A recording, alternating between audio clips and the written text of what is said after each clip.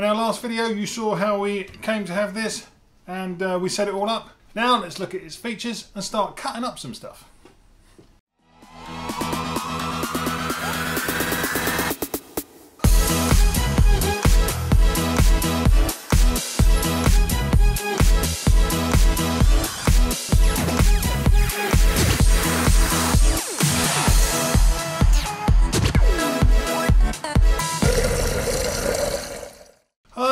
Welcome to the channel. If you haven't seen our video on setting this up, I'll put a link up in the corner so you can go and see that if you're interested. But basically Evolution got in contact with me and asked me if I would like to review this sliding mitre saw, the R185 SMS. So I said of course. So in this video we're just going to have a quick look around it, see the functions, see how easy it is to set up, you know, get it going on its first cut, and then we'll cut up the materials of its multi-material saw blade. Right, so firstly we'll push the arm down, put our little lever back here to release the arm. Now we'll spin it round to face you.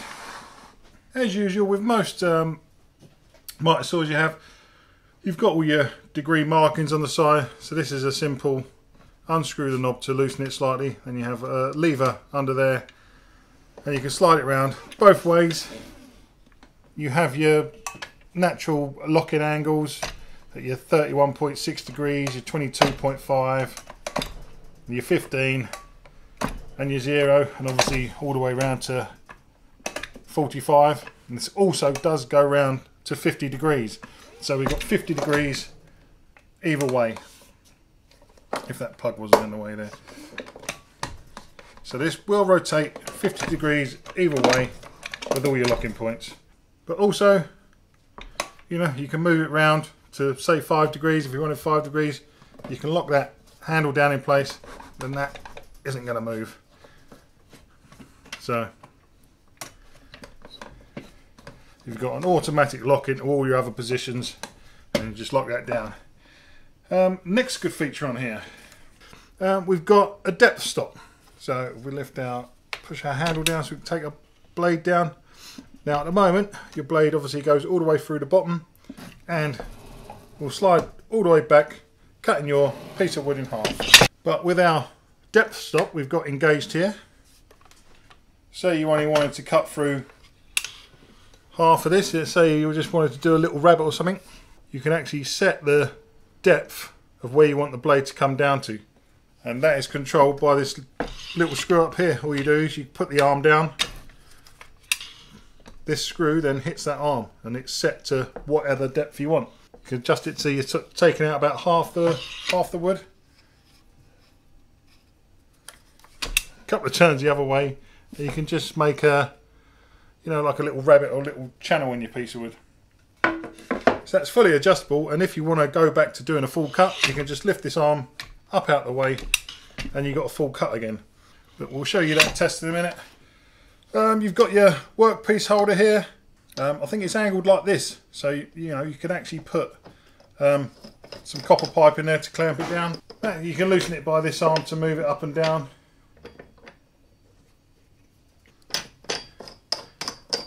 Otherwise you can just use that knob to unscrew and release it. Have we got any pipe?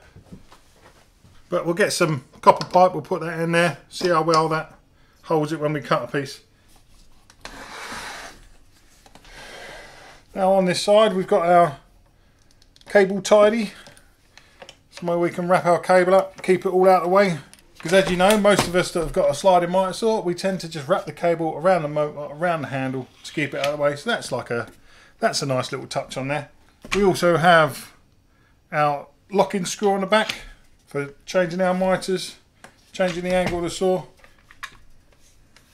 and we can slide it over to 45 degrees.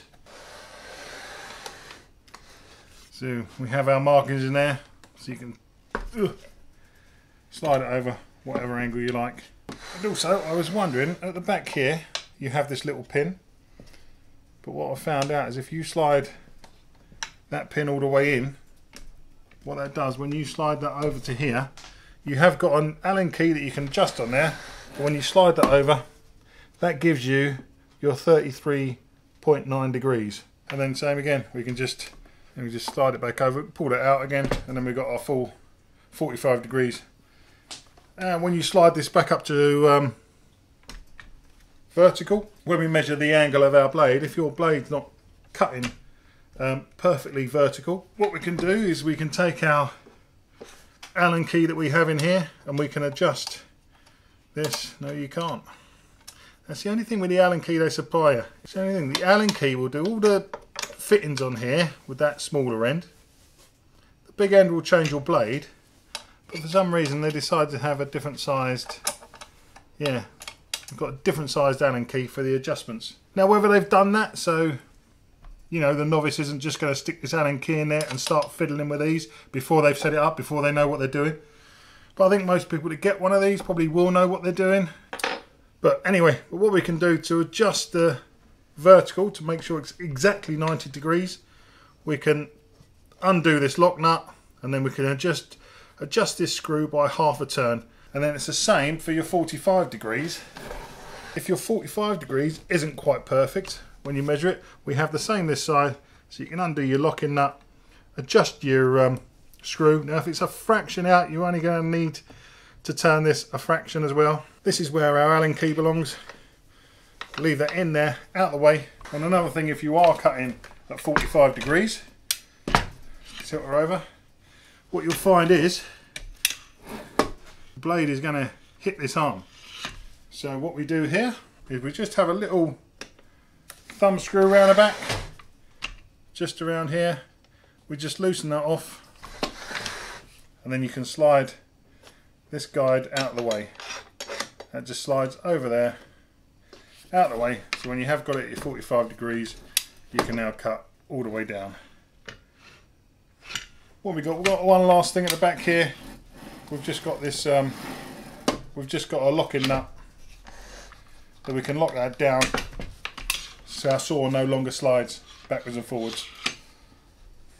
So just undo that, and we can slide backwards and forwards. Right, I don't think I've missed anything. Apart from obviously, you know, this is sold as being a multi-material sliding miter saw, and this is because of the multi-material blade in here. Now this can cut your wood, you can cut your plastics, and you can also cut mild steel.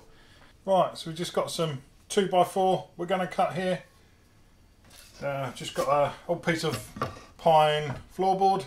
What we can do with this piece is we can check the sort of quality of the cut, make sure, see how much tear out we get on that piece.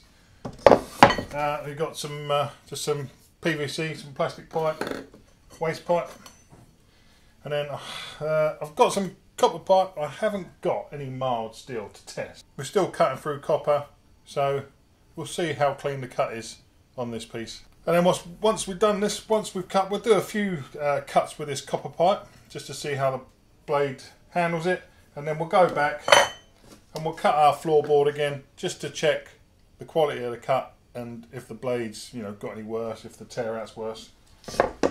So let's get on with it. Let's go and plug it in.